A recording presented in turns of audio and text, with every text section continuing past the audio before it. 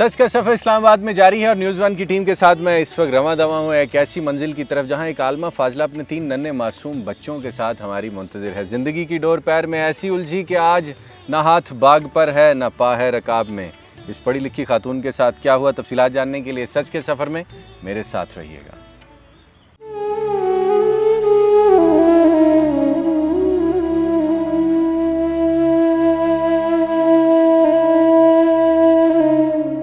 घर में हालात देखे, बहुत परेशानियां देखी। पहले माँ बाप ने शादी की, उधर भी बेटी पैदा होगी।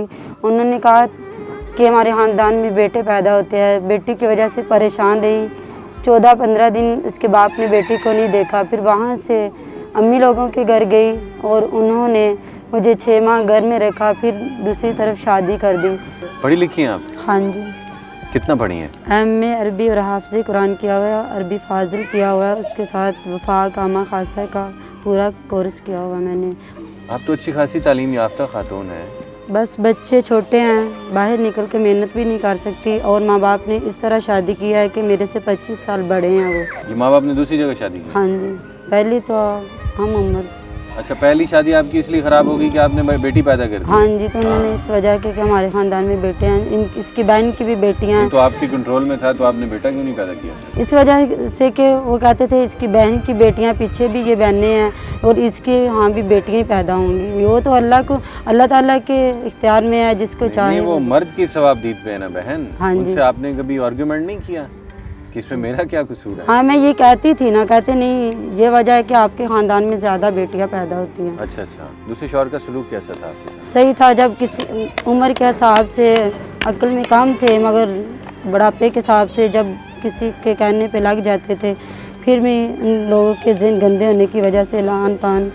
माँ बाप को आपने बताया कि मेरे इस तरह किरदार कशी हाँ की जाती जी, है? मैंने उनको बार बार यही बताया। उनको अल्लाह का दिया हुआ बहुत ज़्यादा है, बस वो कहते हैं कि बच्चे छोड़ो। पहले भी मेरी बच्ची लेके उन्होंने वहाँ छोड़ दी, माँ बाप ने? हाँ जी।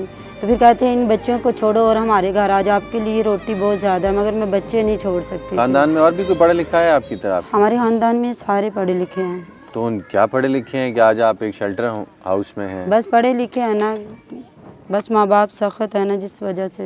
तो आप टीचिंग क्यों नहीं कर लेती? बच्चे छोटे होने की वजह से मैं मजबूर हूँ कि बच्चों को संभालने वाला पीछे कोई नहीं है।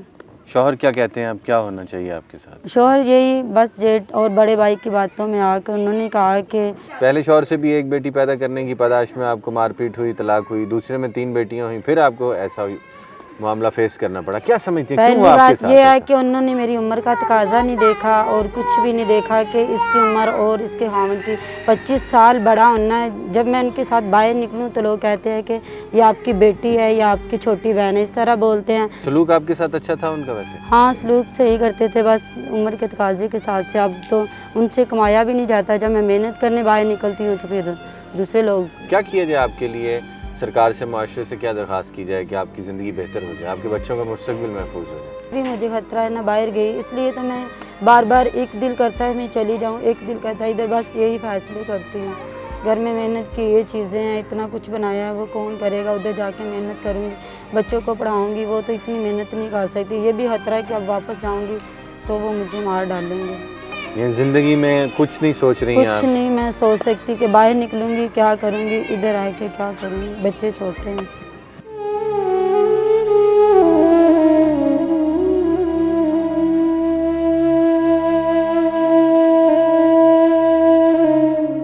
सच का सफ़र इस्लामाबाद में जारी है और मैं इस वक्त मौजूद हूँ लुबना के पास, जो कि रावलपिंडी की रिहायशी हैं। चंद रोज़ पहले इनके वालिदैन इनको यहाँ ईदी होम में छोड़ गए हैं। इनसे पूछते हैं ज़िंदगी क्या थी, क्या है और क्या होने जा रही है।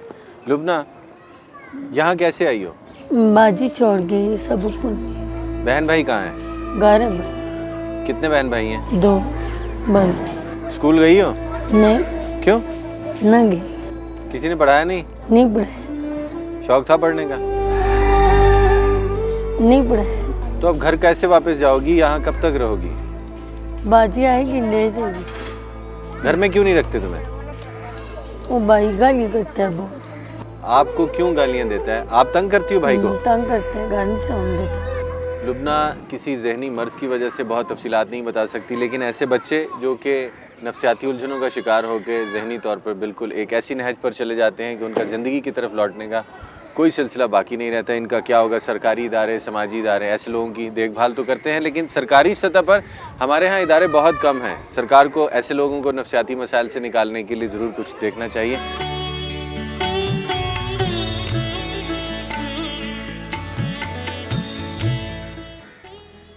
वज़ीराबाद की रहायशी इस आलमा फाजला की दास्तान और उसकी 3 बच्चों की मिजरी यकीनन आपके दिलों को खासा दुखी कर गई होगी। मैंने जब इस प्रोग्राम को रिपोर्ट किया था उस वक्त मैं भी खासा दुखी था, लेकिन हमारी तहकीक के मुताबिक बीबी ने सरासर झूठ बोला है। ना तो इसका शौहर इससे 25 साल बड़ा है और ना ही इस पर जुल्म सितम किया करता है। 3 दिन तक वज़ीराबाद से वो शख्स इस पनाहगाह के दरवाजे पर इसे रिसीव करने के लिए खड़ा रहा, लेकिन बीबी उसके साथ जाने की बजाय किसी गैर मर्द के साथ चली गई। ये प्रोग्राम, ये रिपोर्ट दिखाने का मकसद सिर्फ और सिर्फ ये था कि हम यहाँ पर सिर्फ लोगों की मिजरी रिपोर्ट करने के लिए मौजूद नहीं हैं।